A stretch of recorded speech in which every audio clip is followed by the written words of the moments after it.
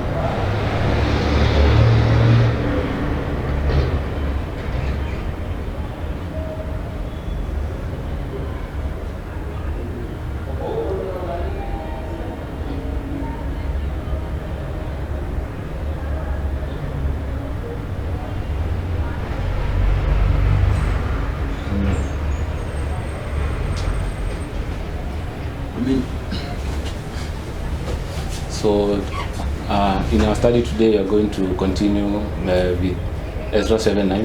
Katika mafundisho ya leo tutakuwa tukiendelea na Ezra sura ya 7 aya 9. And we are going to look at how the specifications or how the book of Ezra has been fulfilled in the Munene story. Na tutakuwa tukiangalia jinsi ambavyo kitabu cha Ezra kilivyotimilika katika historia ya Munene. Yeah, we are going to look at how the book of Ezra chapter 7 verse 9 parallels the Munene story. Tutaangalia jinsi ambavyo kitabu cha Ezra sura ya 7 aya 9 kinafananisha historia ya Munene. Yeah. So in our previous study we were able to look at how the Ezra 7 how the Munene came to an understanding of Ezra 7:9 based upon how they came to understand the disappointment. Katika mafundisho tuliyopita tuliangalia jinsi ambavyo Munene baada ya kupata sikitiko katika ile ya kwanza, yeah, waliweza kuelewa sikitiko lao kutokana na kitabu cha Ezra sura ya 7 aya 9. Yeah, we were able to look at how the Munene came to a correct understanding of the termination of the 2300 days.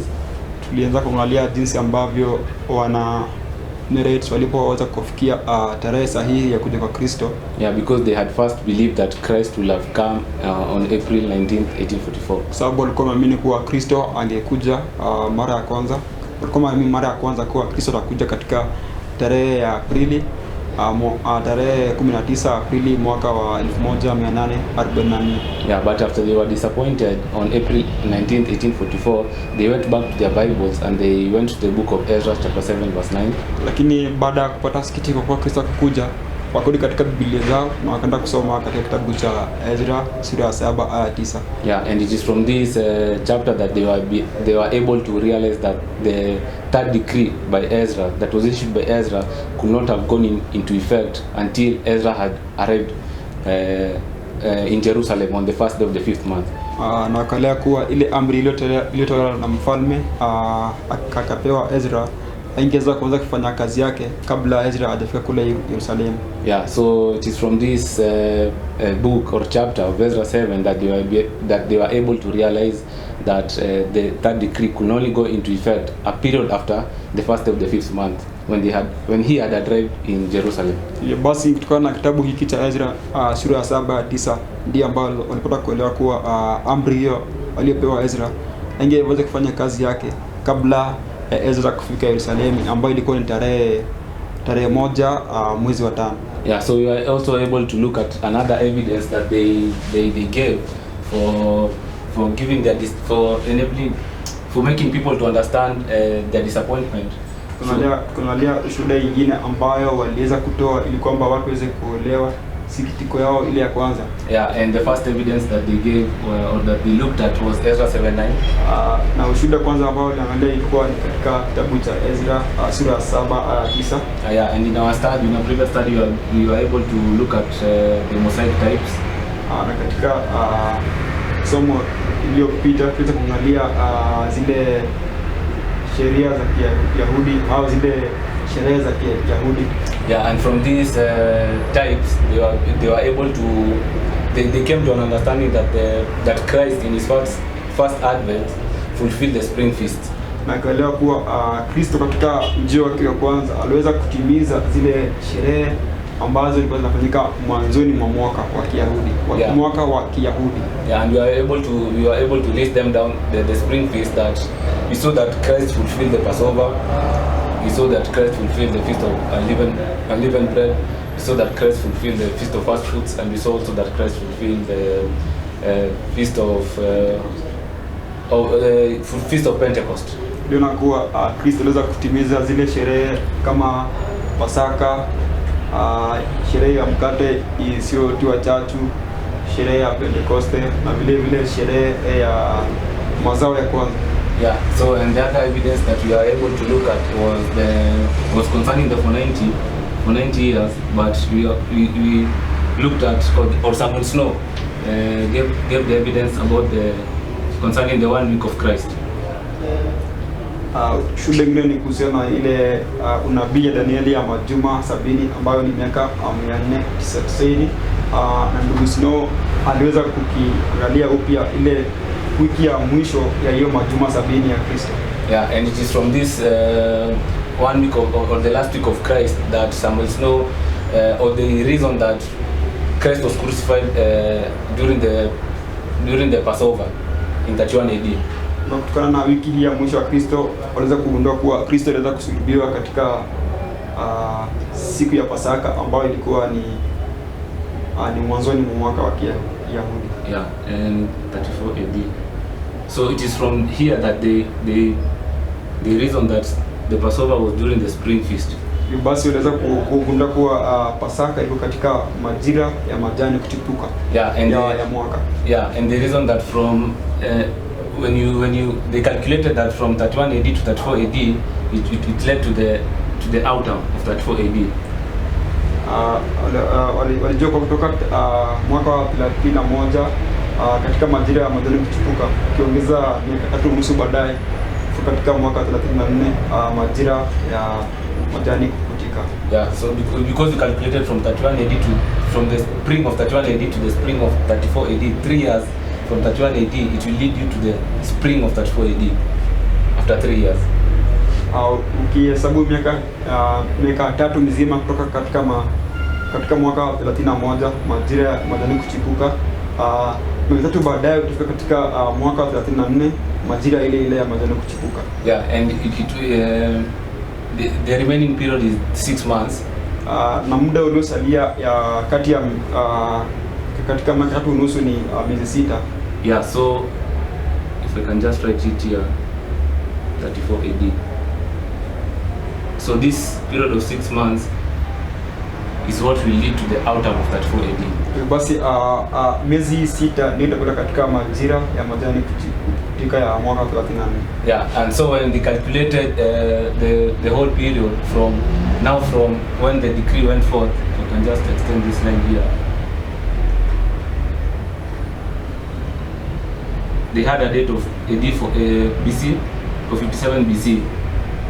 So when they calculated the 490, because the 490 we saw that it began when the decree was issued by Artaxerxes, the third decree. Tunakuwa ile amri iliweza kutolewa katika mwaka 457. Yeah, so from 457 BC, when you go down, when you go up to 34 AD, it will lead you to 490. When you go down, when you add 490 full years to 34 AD, it will lead you to the autumn of 34 AD. So basi unapoongeza miaka 490 kutoka mwaka wa 457 unafika katika mwaka wa 34.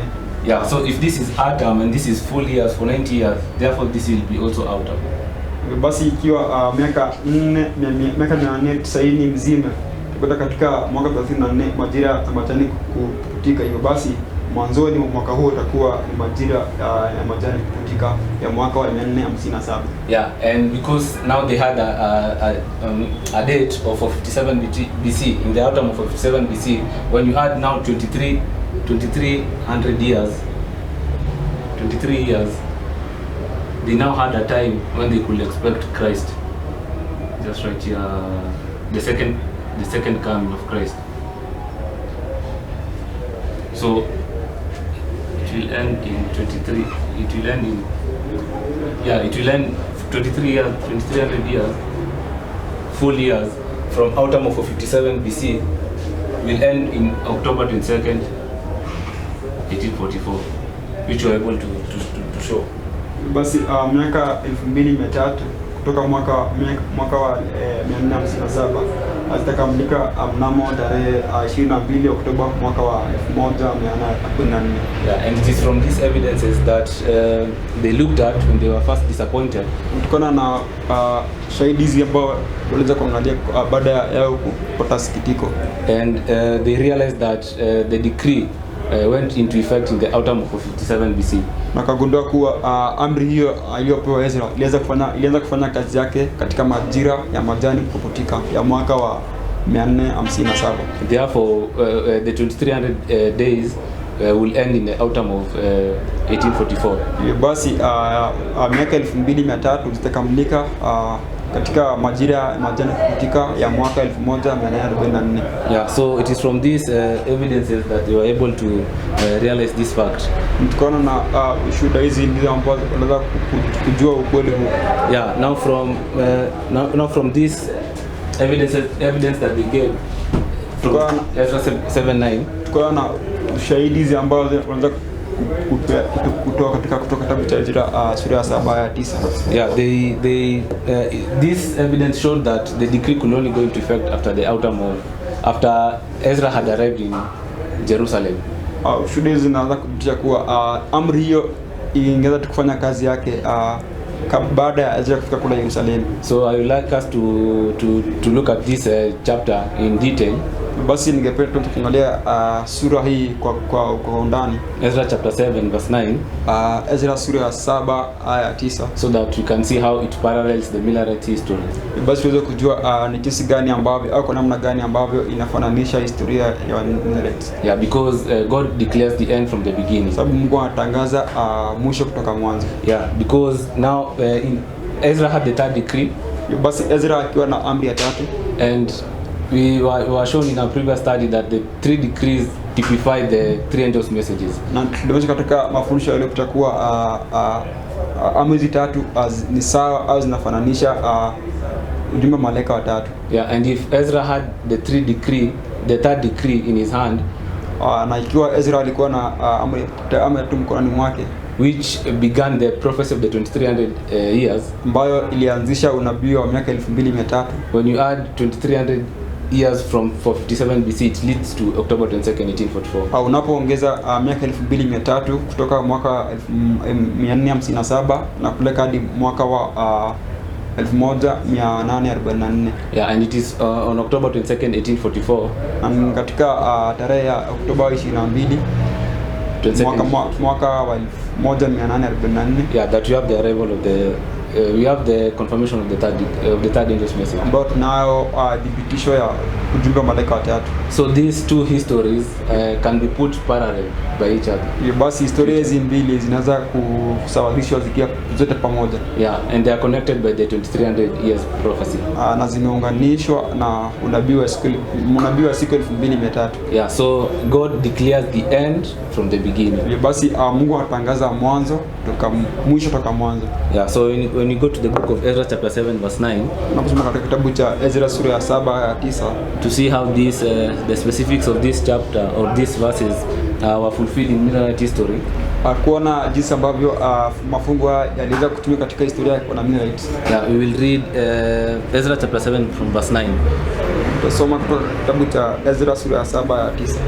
It says, "For upon the first day of the first month began he to go up from Babylon, and on the first day of the fifth month came he to Jerusalem, according to the good hand of his God upon him." Ezra chapter 7 from verse 9. Nasema, maana alianza kukwea kutoka Babeli siku ya kwanza ya mwezi wa kwanza, naye akafika Yerusalemu siku ya kwanza ya mwezi wa tano, kwa mkono wa Mungu wake ulivyokuwa pamoja naye. Yeah, so we are told that on the first day of the first month, Ezra began to go up from Babylon. Mambo kwa kutoka tarehe moja mwezi wa kwanza, Ezra alitoka Babeli. So when we go to our board here, katika bao letu hapa, we just write that from the first day of the first month, Ezra left Babylon.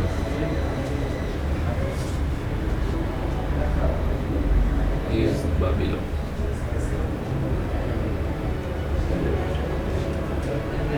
Hivyo basi tunaandika kwa tarehe mosi mwezi mosi, Ezra kutoka Babeli. Yeah, so and if we read the commentary on his journey from Babylon, when he went from Babylon, tunaposoma yale yaliyoandikwa alipokuwa kutoka Babeli kumhusu yeye, on the first of the first month,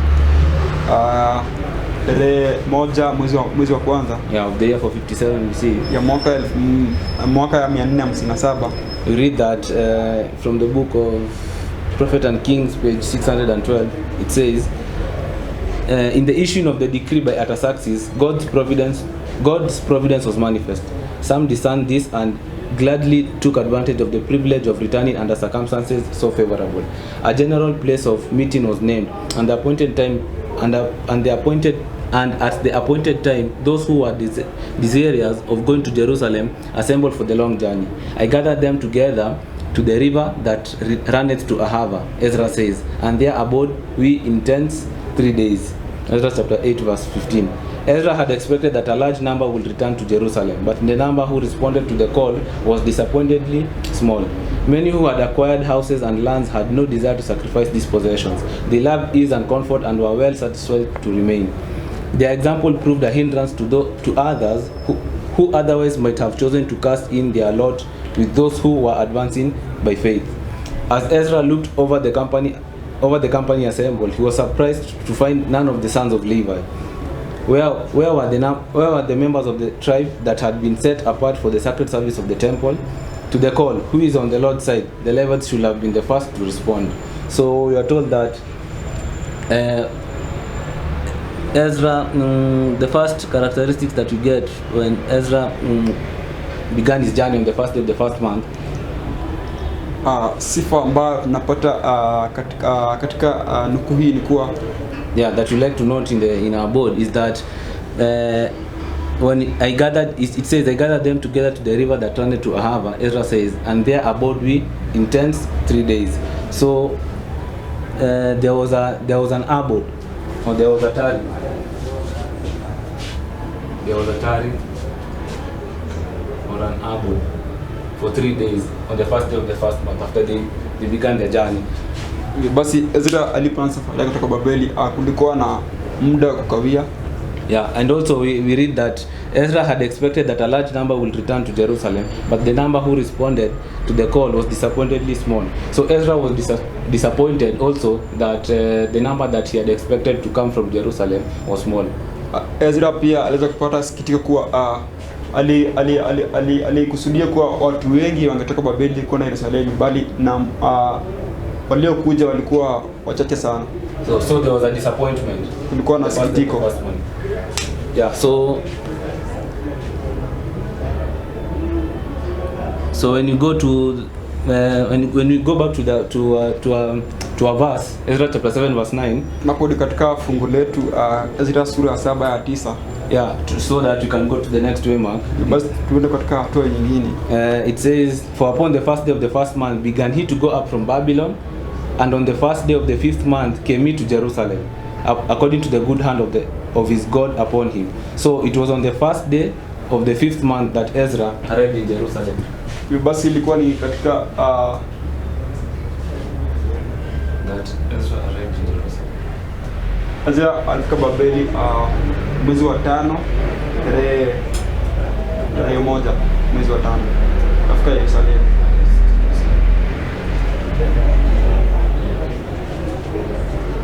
Yeah, so we are told that Ezra arrived in Jerusalem on the first day of the 5th month. tumeeleza kuwa Ezra alifika Yerusalemu tarehe 1 mwezi wa 5. Yeah, so if you read PK 6:17, Nasema katika Roho nabii. Yeah, concerning their journey, it says, during the few days that the Israelites tarried at the river, every provision was completed for the long journey. We departed, Ezra writes, on the 12th day of the first month to go unto Jerusalem, and the hand of our God was upon us, and he delivered us from the hand of the enemy, and of such as lay in the wait by the way. Verse 31. About 4 months were occupied on the journey. The multitude that accompanied Ezra, several thousand in all, included women and children, necessitating slow progress. But all were preserved in safety. The enemies were restrained from harming them. Their journey was a prosperous one, and on the first day of the 5th month, in the 7th year of Artaxerxes, they reached Jerusalem. So we are told that the journey from the first day of the first month to the first day of the 5th month was a period of about 4 months. Tumeambiwa kwa safari kutoka Babeli kuelekea Yerusalemu ilichukua miezi 4. Yeah. And if you calculate, you can just calculate that the first day of the first month to the first day of the 5th month is a period of 4 months. Na unapoweza kuhesabu kuwa kutoka tarehe mwezi mosi hadi tarehe 1 mwezi wa 5 ni kipindi cha miezi 4. Yeah, so they journeyed for about 4 months. That is what we note there. Walisafiri katika kwa mwezi 4, and they arrived in Jerusalem on the first day of the 5th month. Walifika Yerusalemu katika tarehe 1 mwezi wa 5. Yeah, so this is what we had been able to look at in this verse in the previous study. Hii ndio tunaweza kuanza katika fungu hili kutokana na mafunzo iliyopita. And we realized that the third decree that Ezra had could only go into effect after Ezra had arrived on the first day of the 5th month. So na tunaelewa kuwa ile amri ya 3 aliyokuwa na Ezra ingeweza kufanya kazi yake tu baada ya Ezra kwenda Yerusalemu. And this we saw it was during the autumn of 457. Na hii tunakuwa ilikuwa katika majira ya majani kupuputika ya mwaka 457. Yeah, so from the verse that we have read in Ezra 7:9, tulikuwa na fungu ambalo tumesoma kutoka Ezra sura ya 7-9. Yeah, we saw that Ezra arrived in Jerusalem on the first of the 5th month. So tumeona kuwa Ezra alifika Yerusalemu tarehe 1 mwezi wa 5. Yeah, and from our previous study we realized that the decree could only go into effect after Ezra had arrived in Jerusalem. Na kutokana na mafunzo iliyopita tuliweza kujua kuwa amri hiyo ingeweza kufanya kazi yake baada ya Ezra kufika Yerusalemu. And from the evidences that we saw from this Mosaic feast, we saw that the decree ended in the 10th day of the 7th month. Na kutokana na sherehe za Kiyahudi tunaona kuwa ile sherehe ilikuwa inafanyika katika majira ya majani kuputika ambayo ilikuwa inaonyesha kuja kwa Kristo, ilikuwa ni katika tarehe 10 mwezi wa 7. Yeah, and this was during autumn. Na hii ilikuwa ni katika majira ya majani kuputika. So 2300 years before it leads you to the 10th day of the 7th month, autumn. Yeah, basi ikiwa miaka 2300 zilikamilika katika majira ya majani kuputika, hivyo basi miaka 2300 nyuma tutakupeleka katika majira ya majani kuputika ya mwaka 457. Yeah, so these are the I can say the characteristics that we get from the model of Ezra chapter 7 verse 9. Hizi ndio sifa ambayo tunaweza kupata kutokana na kitabu cha Ezra sura ya 7-9. Yeah, so we like to see if this line of Ezra 7 how it fulfilled if it fulfilled in the history of the Millerites. Tungependa kujua ni jinsi gani laini hii ya Ezra sura ya 7 ilivyotimilika katika historia ya Wanamillerites. Yeah, so we are expected to see all these things that we have written here. Basi tunatarajia kuona tarehe zote au yale ambayo tumeandika zikitimia katika laini hii ya Wanamillerites. Yeah, so when we go to our notes on the first now I can say mark the first day of the first month. Now we are trying to understand how this first of the first month was fulfilled in the Millerite history. Sasa tunataka kujaribu kuelewa jinsi ambavyo tarehe mosi mwezi mosi ulivyotimilika katika historia ya Wanamillerites. Yeah, and we'll read a quote from Leroy Froome to understand how it was fulfilled. So it says, Pressure from opponents forced Miller's scholarly associates to study anew their position on. Pressure from opponents forced Miller's scholarly associates to study anew their position on or understanding of the Jewish year and to probe deeply into its history. As a result, they were led to make the first correction in their calculation, which pertained to the exact time of the beginning and ending of the Jewish sacred year, extending from spring to spring, as far back as April, and then in June and in December of 1843 and in February of 1844, months before Miller's original date expired for the ending of the Jewish year 1843. At the time of the vernal equinox in 1844, his associates Sylvester Bliss, Joshua Leach, Joshua V. Himes, Nathaniel Southern, Apollo Sale, Nathan Whiting, and others came to definite conclusions. This was that the solution of Daniel's prophecy is dependent upon the ancient or original Jewish form of lunisolar time and not upon the altered modern rabbinical Jewish year. So the Millerites wanted to understand when did the exact time of the beginning and the ending of the Jewish sacred year. Hivyo basi Miller na washirika wake walinuia kuelewa mwanzo na ukamilifu ama hitimisho ya unabii ya miaka 2300. Yeah, and what they used or how they wanted to achieve this is that they looked at two calendars, they can say that, for their calculation. Na ili kufanikisha malengo yao walitumia kalenda mbili za Kiyahudi. Yeah, the rabbinical and the Karaite. Nayo ni kalenda ya rabbinical na ile ya Kikaraite. Yeah, we will realize that Miller had initially used the rabbinical method of calculation. Hapo awali Miller alikuwa ametumia katika mahesabu yake ya unabii siku 2300 alikuwa ametumia kalenda ya Kiyahudi ya rabbinical. Yeah, and he had first understood that the end of the 2300 years could terminate during a period from 21st March of 1843 to 21st March of 1844. Alielewa kuwa mwaka wa mwisho wa siku 2300 ungekamilika katika tarehe 21 Machi mwaka 1443 na hadi katika mwaka wa 1044 mwezi Machi tarehe 21.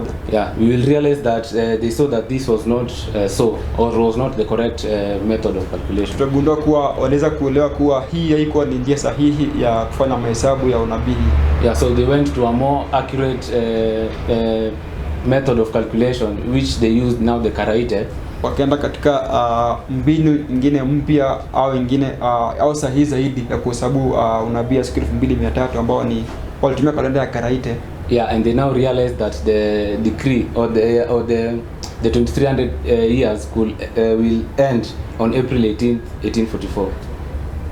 Na wakagundua kuwa kupita kalenda Karaite wakajua kuwa miaka 2300 ungekamilika katika tarehe 18 Aprili mwaka 1844.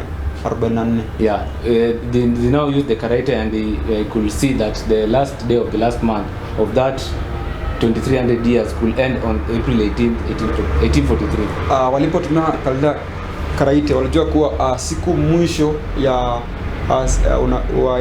miaka 2300 ingekamilika katika tarehe 18 Aprili mwaka 1844. Yeah, so if you can just read these sentiments, it says they therefore began to shift from Miller's original date for the ending of the 2300 years at the equinox in March over to the new moon of April 1844. Early in this period of investigation, a Signs of the Time editorial declared, now there is a dispute between the rabbinical and the Karaite Jews as to the correct time of commencing the year. The former rabbinical Jews were scattered all over the world and cannot observe the time of the ripening of that harvest in Judea. They therefore regulate the commencement of the year by astronomical calculations, by the moon. So, and commence with the first day of the new moon nearest the vernal equinox when the sun is in Aries. The Karaite Jews, on the contrary, still adhere to the letter of the Mosaic law and commence with the new moon nearest to the barley harvest in Judea, and which is one moon later than the rabbinical year. The Jewish year of AD 1843, as the Karaites reckoned, reckon it in accordance with the Mosaic law, therefore commenced the year with the new moon of the 29th day of April, and the Jewish year 1844 will commence with the new moon in the next April 19th, when 1843 and 2300 days according to the computation will expire. But according to the rabbinical Jews, it began with the new moon the first of the last April, and will expire with the new moon in the month of new moon in the month of March next. So we are just told that the rabbinical, how they calculated the year is that they used the moon, because they were scattered all over the world and they could not observe the barley harvest. So what they used was calculating the using the moon.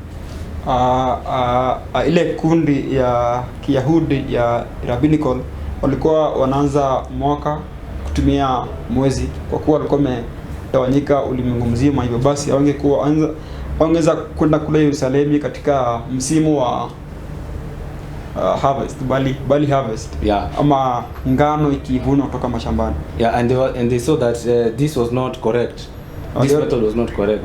Waligundua kuwa mbinu hii ya wana rabbinical haikuwa sahihi kulingana na Biblia. Yeah, so they understood that the method of how the corrected Jews now calculated this period was that it was the rabbinical, how the corrected calculated this time was that they use now the barley harvest.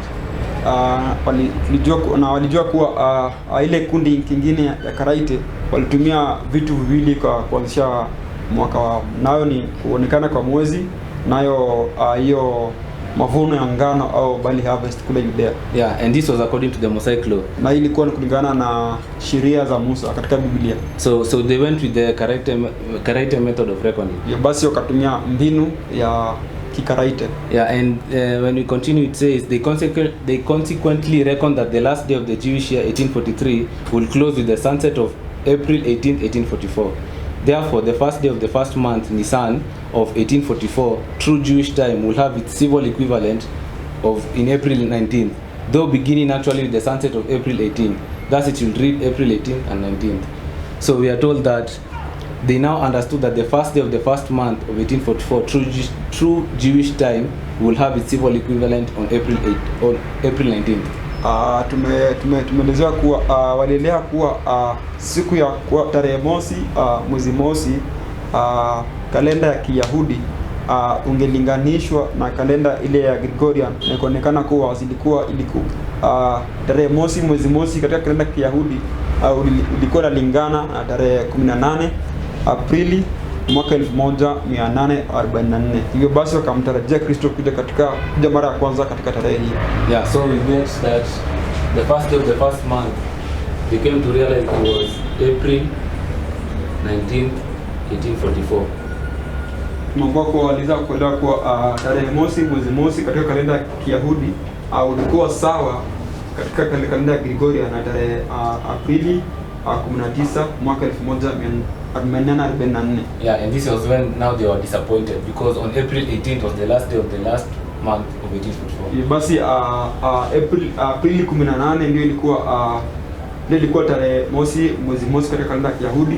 Na basi Kristo alipoanza kukuja siku iliyofuata tarehe 19 Aprili mwaka 1844 wakaanza kupata sikitiko.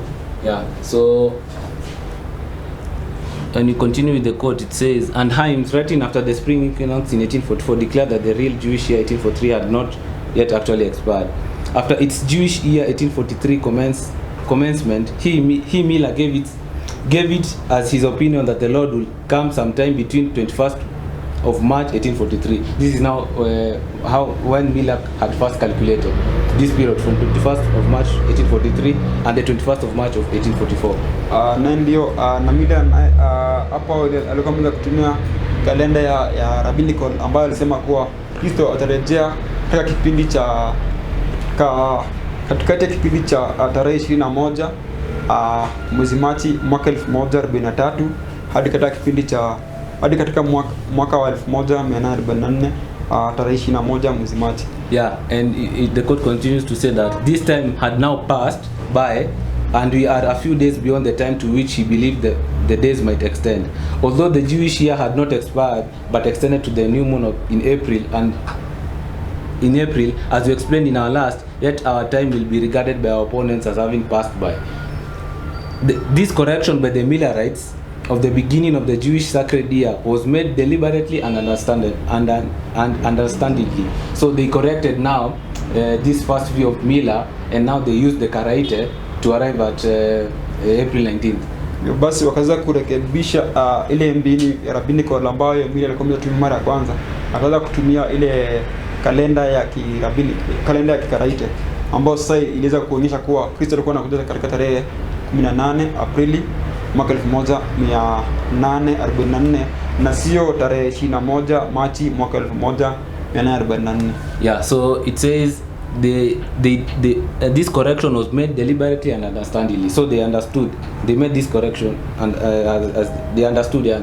Na mabadiliko haya waliweza kufanya baada ya kuelewa tofauti ya kalenda hizi mbili. And it continues to say, on the basis of the original Mosaic stipulation, to which their attention was directed by the early corrected contention in behalf of beginning the true sacred year with the new moon of barley harvest in Judea, which usually fell in April. This was the basis for their designation of October as the 7th month true Jewish time for the Jewish sacred year. Yeah, so the quote says that now they came to an understanding of while using the Karaite, that using the Karaite reckoning, method of reckoning, that now it ended in April 19th. Na kutumia ile mbini ya Karaite au kalenda Karaite, walijua kuwa Kristo atakuja katika tarehe 21 Machi ya mwaka 1044 kama Miller alivyotumia, bali atakuja katika tarehe 18 Aprili mwaka 1844. Yeah, so this is what led them to come to this conclusion. Aende iliyoongoza kufikia so we have been able to realize to see that the first month coincided with April 19th, 1844. Anatumeza kuelewa jinsi ambavyo tarehe mosi mwezi mosi kalenda ya Kiyahudi kilinganishwa na kalenda ya Gregorian ni tarehe 19 Aprili mwaka 1844. Yeah, so we like to see if this was fulfilled, and we look at this time period of what Element says. Sister White says. Tunataka kuangalia iwapo yale ambayo yalitendeka katika tarehe mosi mwezi mosi katika enzi za Ezra ilitimia katika Aprili 19 mwaka 1400, ambayo ni sawa na tarehe hiyo ambayo Ezra kutoka kule Babeli. Yeah, so we want to look at the testimonies of how Sister White said when they were disappointed, when they were the first disappointed. Tukienda kwa kuangalia shuhuda ambazo zinaweza kutolewa kuhusu yale yaliyotendeka katika tarehe hiyo. Yeah, after April 18. So it says in 19:35 it says, I saw the people of God joyfully in expectation, looking for their Lord, but God designed to prove them. His hand covered a mistake in the reckoning of the prophetic periods. Those who were looking for their Lord did not discover this mistake, and the most learned men who opposed the time also failed to see it. God designed that his people should meet with a disappointment. The time passed, and those who had looked with joyful expectation for their Savior were sad and disheartened, while those who had not loved the appearing of Jesus but embraced the message through fear were pleased that he did not come at the time of expectation. Their profession had not affected the heart and purified their heart and purified the soul. Purified the life, sorry. The passing of the time was well calculated to reveal such hearts. They were the first to turn and ridicule the sorrowful, disappointed ones who really loved the appearing of the Savior. I saw the wisdom of God improving his people and giving them a searching test to discover those who will shrink and turn back in the hour of trial. So in this quote, we are told that it was God that designed to prove the Millerites. Kutokana na nukuu tumeeleza kuwa Mungu ndiye aliye nuia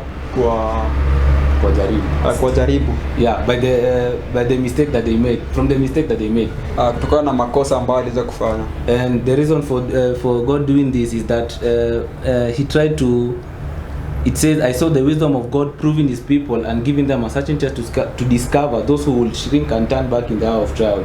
So God was trying to test these people if they really were waiting for him. Hivyo basi Mungu aliweza alikuwa ananuia au kusudia kujaribu hawa watu kuona iwapo walikuwa wanamtarajia kwa kweli.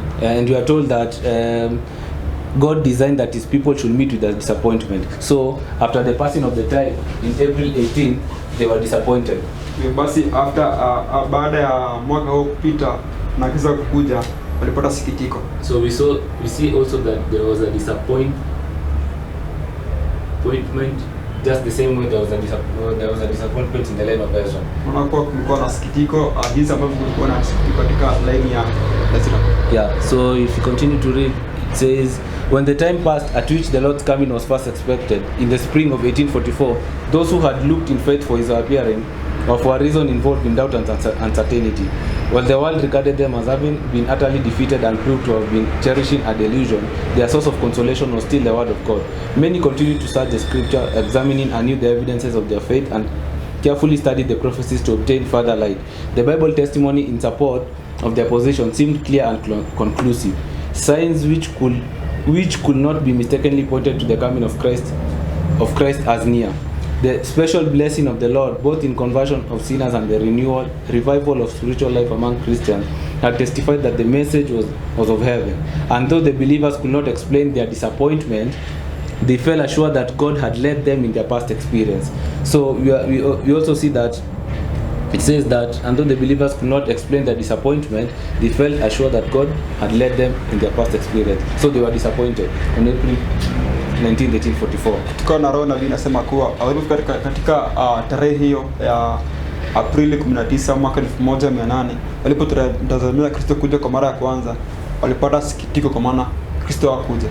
Yeah, so it continues to say that interwoven with prophecies which they had regarded as applying to the time of the second advent was instruction specially adapted to their state of uncertainty and suspense, and encouraging them to wait patiently in the faith that was now dark to the understanding would in due time be made plain. So when they went back to their Bibles, so they started reading, trying to understand what had happened during the period after April 18, after they were disappointed. Basi baada ya kupata sikitiko katika tarehe Aprili 19 mwaka 1844 walirejea katika Biblia zao ili kujaribu kugundua ni nini maana au chanzo cha sikitiko lao. Yeah, so they continued anew to search the scripture, examining anew the evidences of their faith that they had. Now they went to their Bibles to examine anew the evidences which they had. Basi wakarejea katika Biblia zao ili kuchunguza upya msingi wa imani yao. Yeah, and it continues to say, among these prophecies was that of Habakkuk 2, chapter 1, verse 4. I will stand upon my watch and I'll set me upon the tower, and will watch to see what he will say unto me, and what I shall answer when I am reproved. And the Lord answered me and said, write the vision and make it plain upon tables, that he may run that readeth it. For the vision is yet for an appointed time, but at the end it shall speak and not lie. Though it tarry, wait for it, because it will surely come, it will not tarry. Behold, the soul which is lifted up is not upright in him, but the just shall live by his faith. So they went to the book of Habakkuk 2, chapter 2, from verse 1 to 4, and they saw and they realized that the vision had tarried.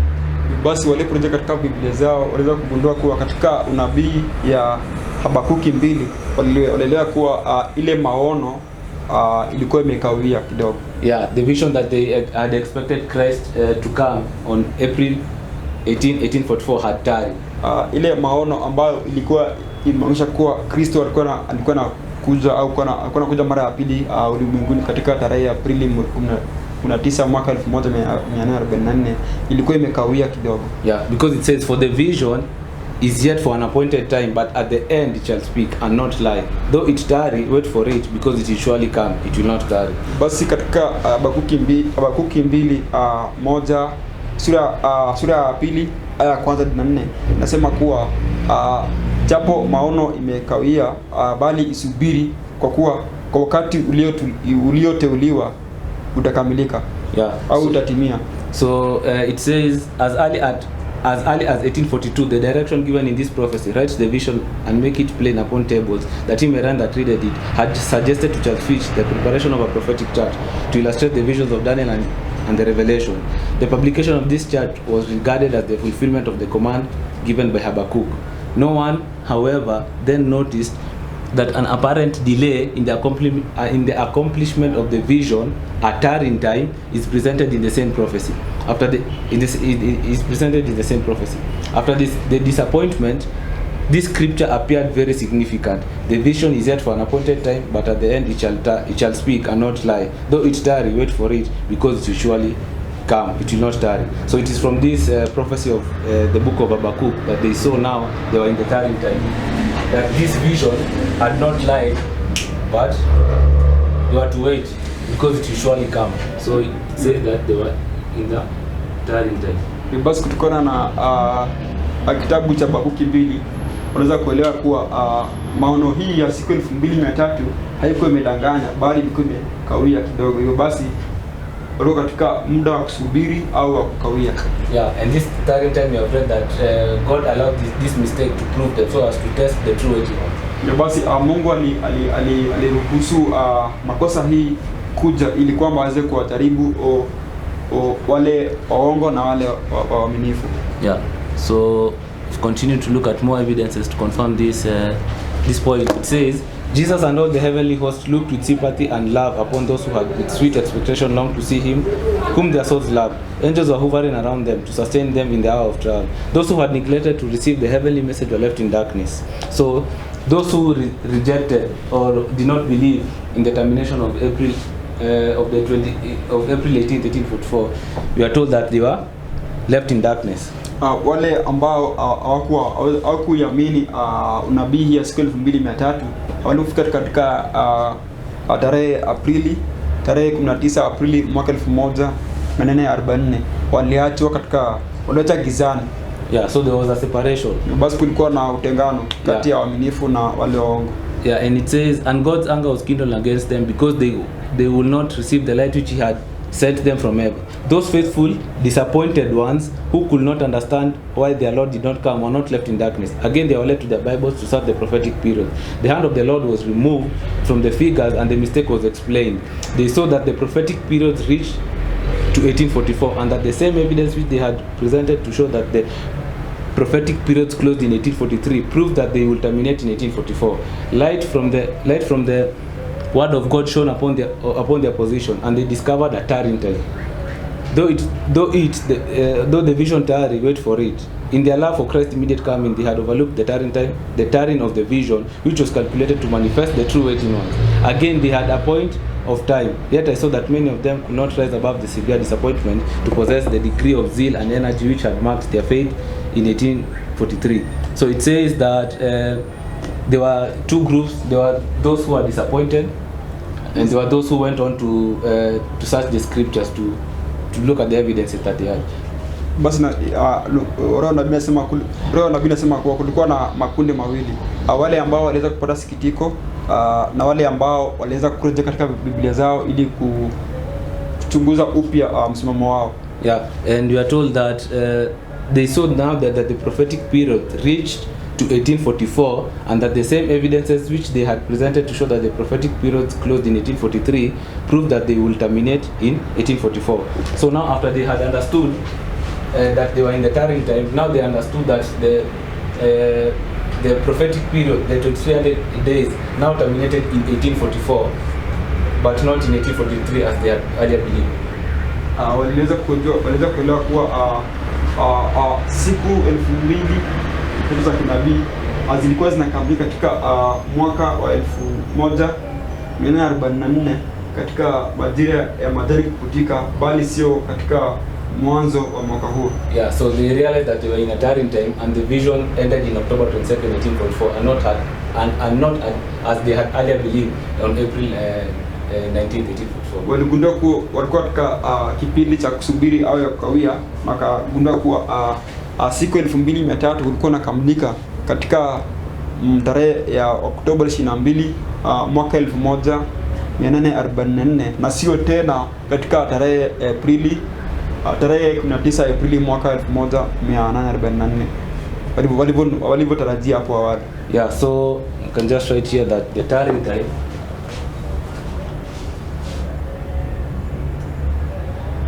was from when the time they had first believed that Christ would have come, April 19th, 1844, to October 22nd, 1844. So I would like us to try to understand the period of the tarrying time, so as to try to establish this waymark, this new waymark.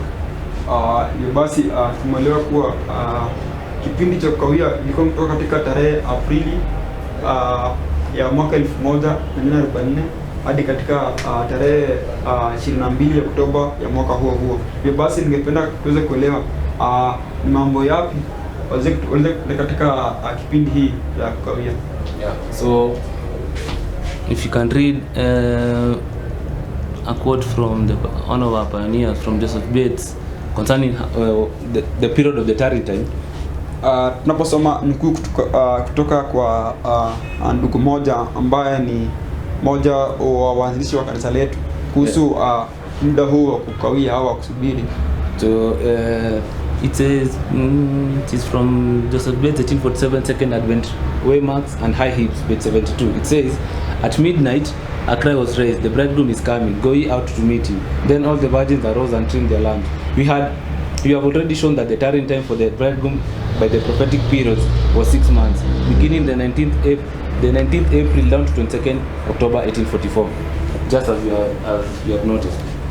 Anathibitisha kuwa mmoja wa ndugu hawa anathibitisha kuwa muda wa kusubiri ulikuwa ni takriban majuma miezi 6 kutoka tarehe Aprili 19 hadi tarehe 22 Oktoba wa mwaka 1848. Yeah, so you want to introduce now this waymark. Ayo basi ningependa tuongeza ili kuhusu hatua hii. And how we will be able to do that is by calculating this tarrying time. Na jinsi ambavyo tunaweza kufanikisha hiyo ni kuweza kuhesabu au kugundua zaidi kuhusu muda huu wa kukawia. Yeah, because we will realize that this waymark was the first time that Samuel Snow gave the message of the midnight cry. Tunaelewa kuwa katika hatua hii ndio ndugu Snow aliweza kutoa ujumbe kuhusu usiku wa manane kwa mara ya kwanza. And we are told from the testimony which we are going to read that midway between the time that they had first believed that Christ will have come and the time that they now believe that Christ came, the message beyond the bridegroom was given. Sababu tunasoma kuwa katikati kutoka mwanzo waliponuia Kristo atakuja na pale hapo sawa walikuwa atakuja, katikati yake kilio kile cha Mathayo 25 niweza kutolewa na ndugu Snow. Yeah, so to confirm what I've just said before we go to calculate this period, it says in GC, in Great Controversy 398 paragraph 3, it says, while the bridegroom tarried, they all slumbered and slept, and at midnight there was a cry made, behold, the bridegroom cometh, go ye out to meet him. Then all those virgins arose and trimmed their lamps. Matthew 25, 5-7. In the summer of 1844, midway between the time when it had been first thought that the 2300s will end, which is April 19, 1844, and the autumn of the same year to which it was afterward found that they extended toward the 2nd 1844, the message was proclaimed in the very words of scripture, behold, the bridegroom cometh. So it says that midway between this point and this point, the message behold, the bridegroom cometh was first given. Basi tumeelewa katikati kutokana na kutoka hatua hii hadi hatua hii ujumbe ulipeana kuwa tazama bwana harusi yuaja. Yeah, so I'd like us to calculate quickly when this midway point is. I just wrote it midway. Basi ningependa tuweza kuhesabu kuwa ni tarehe gani ambayo imeongelea kama katikati. Yeah, so you know that so we are calculating from April to October. So it's April, you can just write this month: April, May, June, July, August, September, now October. So from the 19th of April, we know that April has 30 days, 31 days, May has 31 days, June has 30 days, July has 31 days. In the Gregorian now, August has 31 days, September has 30 days. And this is on October 22nd, 1844. So we are trying to calculate the whole period of the tarry time. So from the 19th of April of 1844 to the first day of May is a period of 12 days. So we add 12. This is the remaining period of April from 19 to the end of the month. Then you add these 31 days plus 30 days plus 31 days plus 31 days plus now 30 days. It reaches to September, at the end of September. Now you add 22 days going to October plus 22 days. When you do this math, it gives you a period of 187 days. Basi unapofanya hesabu kujua ni jumla siku ngapi iliyo kati ya tarehe ya Aprili na tarehe na Oktoba 22, utagundua kuwa ni jumla ya siku 187. Yeah, so we are told that, so this is the whole period of the tarry time. So you can just say this is the tarry time.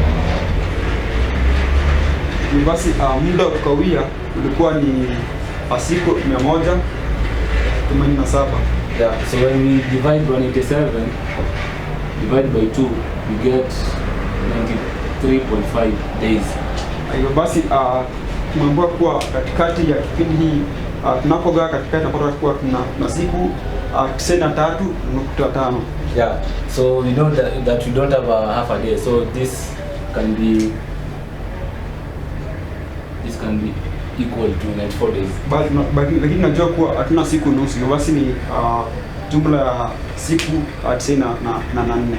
So the middle point is from the beginning or from the ending is 93 days, 94 days, so that you can reach to the middle point. Or I can just write here that 93.5, so that you can ascertain when the middle point is. Basi tunapoongeza siku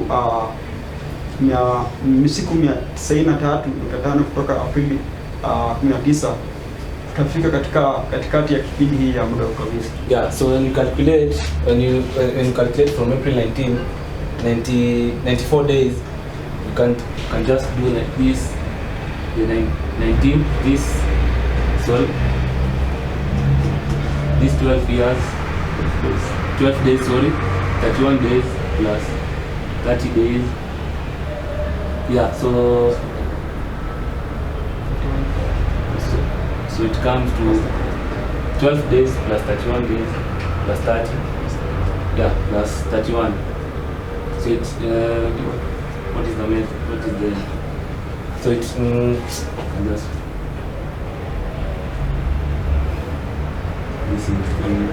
this is 73. So we are remaining with how many days from 94 days? 21 days. So when you add 12 plus 31 plus 30, it comes from April 19th. When you add 12 days, it brings you to the first day of May. When you add now 31 days, it will take you to the end of May. When you add another 30 days of June, it will now lead you to the end of June. So we'll have a period of 73 days. And now the remaining days from 73 days is 21 days. So when you add from 94, sorry, now the remaining days from 94 days is 21 days. So when you add now from June, because this is June, May, April. So now from July, because when you reach at the 73rd day, you are at the end of June. So from July, when you add 21 days, it will bring you to the 21st of July. So when you add 73 days from June, when you add 21 days when you add 21 days to 73, it will bring you to 21st July. Basi unapofanya mahesabu kutoka Aprili 19 ukiongeza siku 94 utafika mnamo tarehe 21 mwezi wa 7. Unapofuata hesabu hii utaona kuwa siku 24 ambao ni katikati au ni nusu ya muda wote wa kawia, unapoongeza siku 94 kutoka tarehe ya Aprili 19 inakwenda ni katika tarehe 21 ambayo ni mwezi wa 7. Yeah, so the middle point of this is now you can write here 21st July. Basi katikati tunaona kuwa hatua hii tunaona kuwa katikati ya muda wa kawia ni kulikuwa ni tarehe 21 mwezi wa 7. So we can write here July 21st 1844. So this was the time that the message of the message beyond the bridegroom garment was first given. Na hii ndio ilikuwa ni tarehe ambayo ujumbe ule wa tazama bwana harusi yuaja ulitolewa kwa mara ya kwanza. Yeah, so you can just read what I've just explained. It says, this is a quote from Leroy Froome, 1954. It says, during January and February, Samuel Snow had been preaching on the fall of Babylon and the coming of the Lord as the bridegroom to the marriage on the 10th day of the 7th Jewish month, 1844. However, there was but little interest or response at the time. In April, he located his family in Worcester and went to New York. Where hostility had lessened concerning the preaching of the 7th month of 1844. Miller's Jewish year of 1844. Miller's Jewish year 1843 having then expired. Hostility, it says, in April he located his family in Worcester and went to New York, where hostility had lessened concerning the preaching of the 7th month 1844, Miller's Jewish year 1843 having then expired. After 3 weeks in New York, Brooklyn and Newark, he went to Philadelphia upon the request of John Storrs. In May, he returned to Worcester, remaining until July 21st, when by invitation, Snow preached that day in the large Boston Tabernacle on the text, "Behold the bridegroom cometh, on the 10th day of the 7th month, go out to meet him." So we are told that Snow preached on that day of July 21st for the first time on the large Boston Tabernacle, the message, "Behold the bridegroom cometh." Tumeelezewa kuwa ndugu Snow aliweza kuhubiri kuhusu ujumbe ya kuwa tazama bwana harusi yuaja kwa mara ya kwanza kule Boston. Yeah, so this is the first time that Samuel Snow gave the message of the bridegroom that he was coming. Hii ndio mara ya kwanza ndugu Snow kutoa ujumbe kuhusu bwana harusi kwa mara ya kwanza kule Boston tarehe 21 mwezi wa 7. Yeah, before he now gave it with more power on August 15th, which we are going to look. Kabla kuitoa kwa nguvu zaidi katika makambi ya Exeter tarehe 15 ambapo tunaenda kuona. Yeah, so if you can just even calculate this, So this is the middle point now in using the Gregorian calendar. This is the calculation of the midway point using the Gregorian calendar. Basi katikati ya muda ukawia ambayo ni mwezi wa 7 21 ni katika kalenda ya Gregorian ambayo tunatumia. Yes.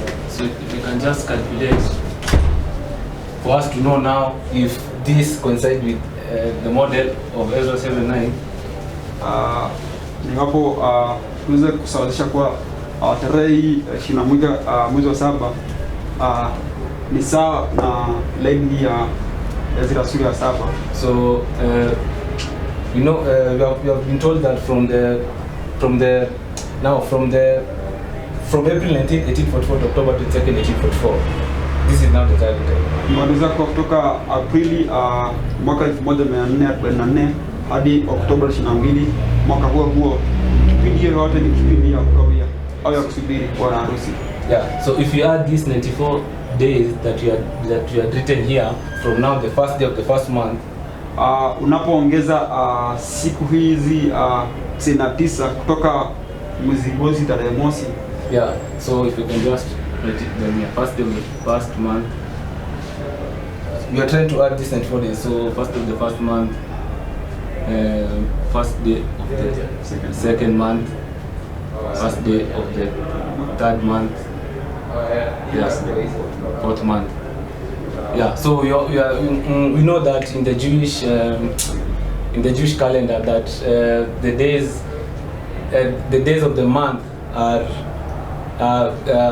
begin now. For example, from January it begins with 29, then February it goes to 30, 29, 30, 29, 30. That's what I'm trying to say. Najua kuwa kalenda Kiyahudi inahesabu siku tofauti, kwa kuwa kwa mfano mwezi wa kwanza una siku 30, mwezi wa pili siku 29, mwezi wa tatu siku 30, mwezi wa 4 siku 29. Yeah, so if the first month is a period of 30, in the second month a period of 29, in the third month a period of 30 now again, when you add this period, we're trying to know on when after 94 days when the midway point, Where they take us. when it will take us, where it will take us after the 94 days. So now in the Jewish calendar, so 30 plus 29 plus 30 brings you to 89 days. So we are remaining with how many days from 94? We are remaining with 5 days. So from the first day of the first month, when you go 30 days, it leads you to first of the second month. And then when you add 29 days, it leads you to the first day of the third month. And then when you add 30 days, from the first day of the third month to first day of the fourth month, it leads you to the first day of the fourth month. Sorry. So when you add these remaining 5 days from the first day of the first month, of the fourth month, sorry, it will take you to where? So it will be first day of the fourth month. That is the first day. First day of the second day of the fourth month, the second day. Third day of the fourth month, the third day. Fourth day of the fourth month, the fourth day, and then fifth day of the fourth month, 5 days. So when you add this time from here, from the first day of the fourth month plus 5, I can just do that.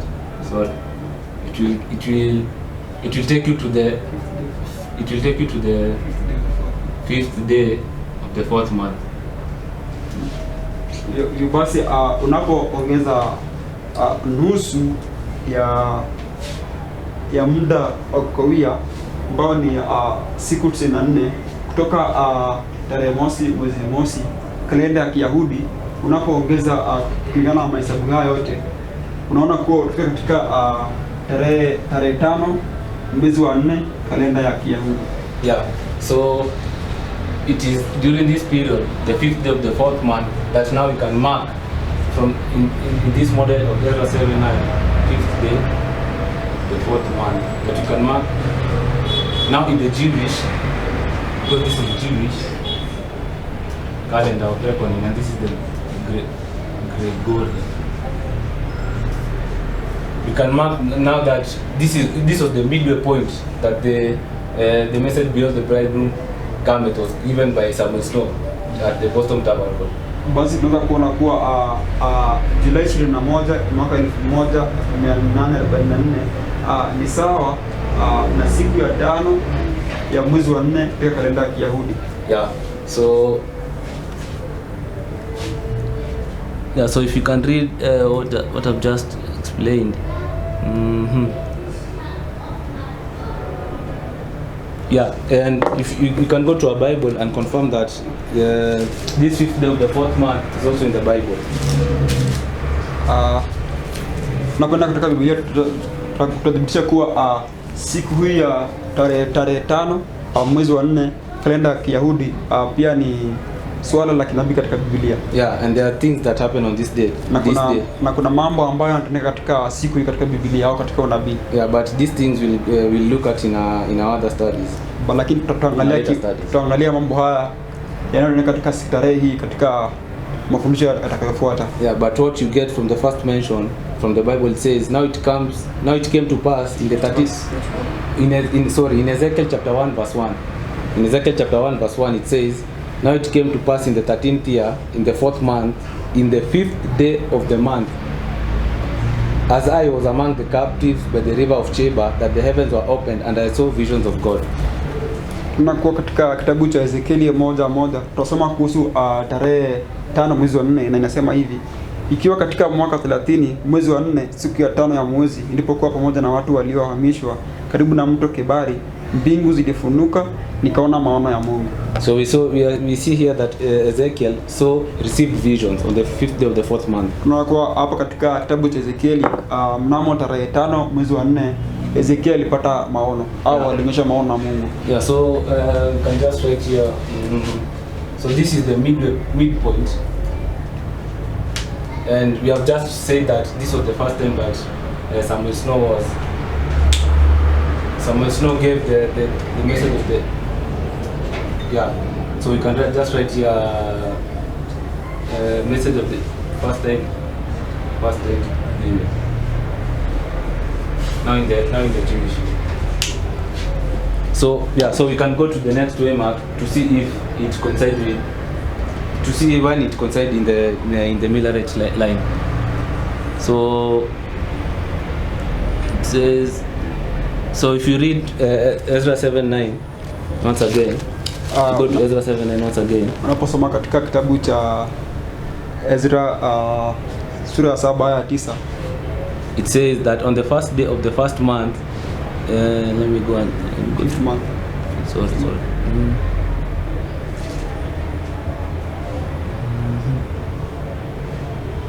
Yeah, for upon the first day of the first month began he to go from Babylon, and on the first day of the 5th month came he to Jerusalem. So it was on the first day of the 5th month that Ezra arrived in Jerusalem. Basi ilikuwa katika tarehe 1 mwezi wa 5 ambapo Ezra alifika kule Yerusalemu. Yeah, and so we want to understand when was the first day of the 5th month now in the Millerite history.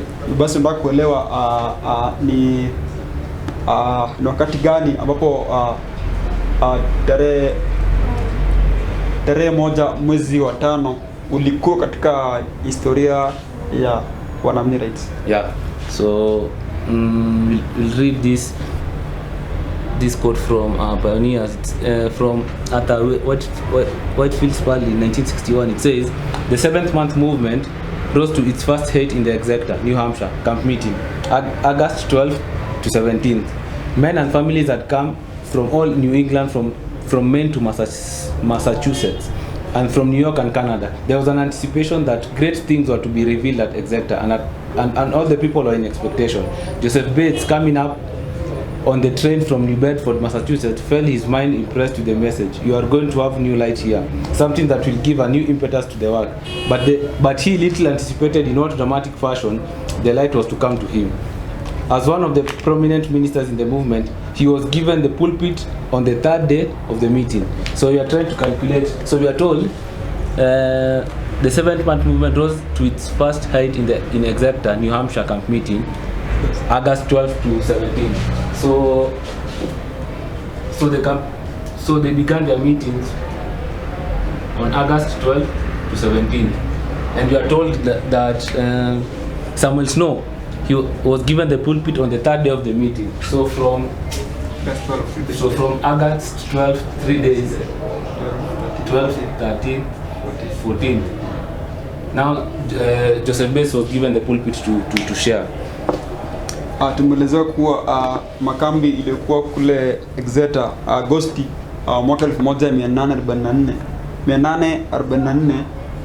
ilikuwa katika kipindi cha tarehe 12 hadi 17, lakini katika siku ya 3 ya makambi hii ndugu Bates aliweza kupewa fursa ya kuhubiria wahadhiri waliohudhuria mkutano huu. Yeah, and it continues to say, now Joseph Bates, clinging devotedly to that which he was in after years to celebrate as the blessed hope, he yet was confused and made uncertain by the spring disappointment. Nevertheless, he tried to do his duty by his people in presenting the evidences of the Lord's near coming and the expectation that they might soon see him in the clouds of heaven. From his sea captain background, he represented the church as a ship seeking harbor, possibly a little off in the captain's reckoning, or lost in a fog, but nevertheless near port. However, the argument and the exhortation dragged. He felt no life in his message. Half consciously, he noted a rider dismount from a panting horse outside the circle, come in and sit down by a man and his wife in the audience, and greet them with a few eastward words. The new arrival was Samuel Sheffield Snow, his friends Elder and Mrs. John Koch. Suddenly, Mrs. Koch arose and, interrupting the speaker, now Joseph Bates, declared, "It is too late, Brother Bates. It is too late to spend our time about these truths with which we are familiar. It is too late, brethren, to spend precious time as we have since the camp meeting commenced. Time is short. The Lord has servants here who have meat in due season for his household. Let them speak, and let the people hear them. Behold, the bridegroom cometh, go ye out to meet him." Bates did not bridle. The meekness of the saints was upon him.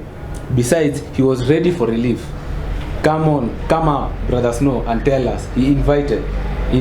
Snow thereupon held a short question and answer service, and it was arranged that the next morning he should present the subject more fully. This he did in a powerful sermon on the midnight cry, which he followed up with addresses each day that remained. He was supported by other sympathetic speakers, Elder Eastman, Koch, and Hart. In solemn power, the message spread through the camp.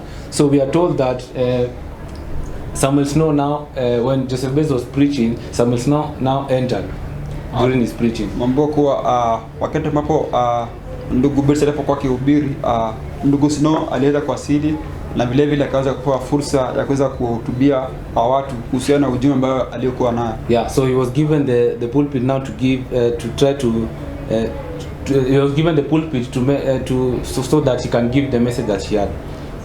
So it says So Snow thereupon held a short question and answer service, and it was arranged that the next morning he should present the subject more fully. So this is the day that Samuel Snow arrived using a horse. He arrived by a horse. Basi hii ndio tarehe ambayo ndugu Snow aliweza kuwasili katika makambi ya Exeter alikuwa amepanda farasi. Yeah, and during this day now he held a short question and answer service. Na katika siku hii aliweza kuwa na huduma ya maswali na majibu. But now he was given the next day that it was arranged that the next morning he should present the subject more fully. So the next morning will be on the 15th. Basi lakini ilisemekana kuwa asubuhi iliyofuata ilikuwa ni apewe nafasi ili aweze kufunza kwa mapana yale ambayo alikuwa akielewa. Yeah, and this is when now he gave the midnight cry message, behold the bridegroom coming. Na katika siku ya 4 ambayo ni tarehe 15 Agosti ndio ambayo aliweza kutoa ujumbe wake wa tazama bwana harusi yuaje, ambayo ilikuwa ni kilio cha siku wa manane. Yeah, so from this quote you have been able to know when Samuel Snow gave now with power the midnight cry message. Tukana nukuu tumeweza kuelewa ni wakati gani ambayo ndugu Snow aliweza kutoa ujumbe kuhusu tazama bwana harusi yuaje, ambayo pia ni kilio cha siku wa manane katika historia yao. And this was on August 15, 1844. Na ilikuwa ni katika tarehe au mnamo Agosti 15 mwaka 1844. And the meetings were held in Exeter. Na makambi ilikuwa kule Exeter. Yeah. So here he gave he first preached the message of he first preached the message, behold the bridegroom cometh, but it was not Much. it was not with much power. Katika hatua hii tunaweza kutoa ujumbe kuhusu tazama bwana harusi waja, lakini haikuwa ni kwa nguvu sana, au watu wengi hawakupata kuelewa au kusikia. Yeah. So many people did not hear this message. Watu wengi hawakuweza kusikia ujumbe uletwa kule Boston Julai 21. Or did not believe. Hawakuweza kuamini. But now on August 15, 1844, he gave this message with more power.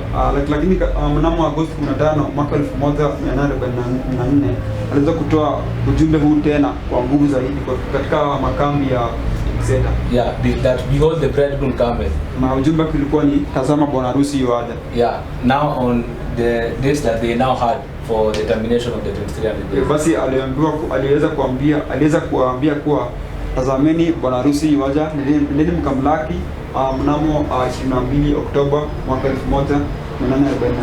Yeah, so it was on this date that Samuel Snow now gave the evidences that we are able to look at in our previous study. Katika tarehe hiyo ndio ambayo ndugu Snow aliweza kutoa zile ushahidi ambazo tunaweza kuangalia katika mafundisho iliyopita hapo awali. Yeah, he tried to explain the disappointment. Alijaribu kuelezea au alielezea kuhusu sikitiko lao la kwanza. Yeah, and now the new dates that they came to understand. Na vile vile akawapa tarehe mpya ile ambayo sasa alikuwa ameweza kuielewa. Yeah, that the 2300 will terminate. Ambayo alisema kuwa tarehe siku 2300 zitaweza kukamilika katika tarehe hiyo. Yeah, aliyowapa. Yeah, if you can just read what I've just said. It says Snow brought out 4 points. Their correction of a previous recognized error in calculation had brought about the shift from 1843 to 1844. The 70 weeks of years both began and ended in the autumn. The mosaic tabernacle types indicated that the second advent will occur in the autumn, not in the spring, but on the day of atonement, or 10th day of the 7th month, just as the slaying of the Passover lamb pointed to Christ's death on the 14th day of the first month. And as the Passover crucifixion, the wave-shift resurrection, and the allotted time for the Pentecost all came to the exact days prophesied. This was during the first advent of Christ at the cross. They saw that all these Mosaic feasts fulfilled. Waliona kuwa sherehe hizi za Musa au zile sherehe za Kiyahudi ziliweza kutumika, mara ya kwanza Kristo alipokuja duniani. Yeah, so it continues to say, so Snow continued, he believed the antitypical day of atonement will come on the exact day specified. Then our great high priest, Christ Jesus, will come out of the heavenly holy of holies where he has been ministering to bless his waiting people. That will also be the second advent, and to them that look for him shall he appear the second time without sin unto salvation. Hebrews 9:28. The conclusive logic of this presentation made a profound impression, and practically all on their encampment accepted it. So Snow gave these reasons and of why now they believed on this date, on October 22nd, 1844. Basi ndugu Snow aliweza kutoa sababu ambazo zilimfanya yeye kuamini kuwa Kristo alikuwa anarejea katika tarehe 22 Oktoba ya mwaka 1844 na sio tena katika tarehe Aprili 19 walivyokuwa wametarajia kwa awali. Yeah, so it continues to say that under the compelling evidence, any tendency toward fanaticism on the part of a few vanished like the dew before the sun. So after he had presented this powerful presentation, all fanaticism vanished. Baada ya kutoa ujumbe wake katika tarehe 15, wale wanafiki wote waliweza kutoweka, au unafiki wote waliweza kutoweka katika kongamano. Yeah, so Samuel Snow, you can just write here October 22nd, 1844. He gave the evidences to confirm that this date was when Christ was to be expected. Basi katika makambi hii ya Ezra, ndugu Snow aliweza kutoa ushuhuda ambazo zilikuwa zinathibitisha kuwa Kristo alikuwa anarejea katika tarehe 22 ya Oktoba mwaka 1844. Yeah, and from those evidences we saw that the October 22nd, 1844 coincided with autumn of the 10th day of the 7th month. Na kutokana na ushuhuda hizo tuliweza kuwa Oktoba 22 mwaka 1444 ilikuwa ni sawa au unalingana na tarehe 10 ya mwezi wa 7 ya kalenda ya Kiyahudi. Yeah, because this was the day of atonement. Sababu ilikuwa ni siku ya patanishi. Yeah, the day of atonement. That's right. Ambayo ni siku ya kutakaswa kwa hekalu. Which now it was on the 10th day of the 7th month. Ambayo inafanyika katika tarehe 10 mwezi wa 7 kalenda ya Kiyahudi. Yeah, so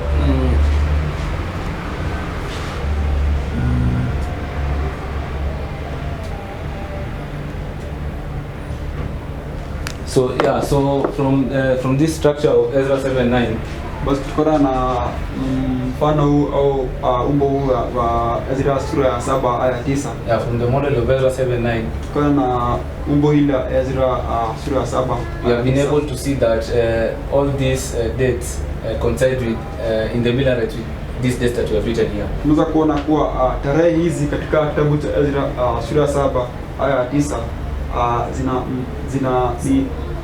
ni sawa na tarehe hizi katika historia ya wana Millerite, nazo ni tarehe ambazo zinatoa maana zaidi za kinabii. Yeah, and all these things that happened during this time, we have also seen that they run parallel with what happened in the history of the Millerite. Na yale iliyote katika wakati hizi tumeona kuwa pia ni katika historia ya Millerite. Yeah, so if you can just add here that on the first of the 5th month, Ezra arrived in Jerusalem. Tunapoweza kuanza kuwa katika tarehe mosi mwezi wa 5 Ezra aliwasili Yerusalemu. And so on the August 15, 1844, we have here Samuel Snow arriving with the message now of the because the bridegroom come, now the correct ending date of the 2300 days. Na vile Agosti 15 naona ndugu Snow anawasili kule Exeter kwa makambi na ujumbe kuhusu kuja ujio wa bwana harusi katika tarehe 22 mwaka huu. Yeah, and you have written here that the third decree went into effect on the 10th day of the 7th month of the year of 57. Tumeandika hapa kwamba amri ile ya tatu ilianza kazi yake katika tarehe 10 mwezi wa 7 mwaka wa 447. Yeah, and we saw in our previous studies that have been done that this is the third decree. You can write it here. Tena katika mafundisho yaliyotangulia kuwa hii ndio amri ya tatu. And we realized that the third decree or the decrees run parallel or are types of the three angels' messages. Tunaweza kugundua kuwa zile amri tatu zilizotolewa za kujenga hekalu ni sawa au zinafananishwa na ujumbe wa malaika wa kwanza, wa pili na wa tatu. Yeah, and this was the beginning, if I can say, this was the beginning of the 2300 days in 457. Hii ilikuwa ni mwanzo wa siku 2300 katika mwaka wa 457. And when you go at the end of this, unapofika katika mwisho wa siku 2300, it will lead you to October 22nd, 1844. Itakuongoza katika tarehe 22 Oktoba mwaka 1844. Yeah, so God illustrates the end from the beginning. Basi Mungu anaonyesha mwisho kutoka mwanzo. Yeah, and if the third decree parallels the third angel's message, hivyo basi iwapo amri ya tatu ni sawa au ni mfano ujumbe wa malaika watatu, or is a type of the third angel's message, au ni mfano wa ujumbe wa malaika watatu, yeah, we should expect the third angel's message to be also here. Tunatarajia kuwa ujumbe wa malaika watatu uwe katika hatua hii. Yeah, so if you can just conclude with this quote to establish this fact. Ili tukamilisha na nukuu hii ili kudhibitisha wazo hili. It says in Evangelism 695 paragraph 3, Roho nabii nasema, had Adventists after the great disappointment in 1844, now there are two disappointments, so this is the great disappointment. Kuna kusikitika mara mbili. Hii ndio sikitiko ile kuu, ile ndio sikitiko ya kwanza. This is the first disappointment. So it says, had Adventists, after the great disappointment in 1844, October 22nd, held fast their faith and followed on unitedly in the opening providence of God, receiving the message of the third angel and in the power of the Holy Spirit proclaiming it to the world, they will have seen the salvation of God. The Lord will have wrought mightily with their efforts. The work will have been completed, and Christ will have come. Will have come to receive, I guess. Will have come to receive his people to their reward. But in the period of doubt and uncertainty that followed the disappointment, many of the Advent believers yielded their faith. Thus the work was hindered and the work was left in darkness. Had the whole Adventist body united upon the commandments of God and the faith of Jesus, how widely different would have been our history. So we are told that if they had received the message of the third angel, Maelezo kuwa iwapo wangepokea ujumbe wa malaika watatu, their experience will have been different. So it's this tells us that the third angel's message can be marked here or was marked here. Hii inatueleza kuwa ujumbe wa malaika watatu unaweza kuonekana katika hatua hii. And so as we conclude, tunapotamatisha, it is from this model of Ezra chapter 7 verse 9 kuna na umbo hili la Ezra sura ya 7 ya 9 that we see that we see what happened in that model being fulfilled in the Millerite history. Baada tunapata kuona yale yaliyotendeka katika historia hiyo yakiwa yanaelezea yale ambayo ni katika historia ya Millerite. And we are told from a quote from Sister White that God requires that of the past. Na tumeelezwa katika kitabu cha Mhubiri kuwa Mungu anahitaji yale yaliyotangulia ama yale mambo za awali. God requires that which is of the past. Mungu anakihitaji kile kilichotangulia. And so if this is the past or the beginning, it has revealed to us the end. Basi mwanzo ambayo ni Ezra 7:9 imetuelezea kuhusu mwisho ambayo ni historia ya Wanamillerite. And also from these two histories you can be able to know now when we come to our history how these things fulfill in our history. Basi na kutokana na historia hizi mbili ndio ambayo tunaweza kupata kuelewa yale ambayo ni katika historia yetu.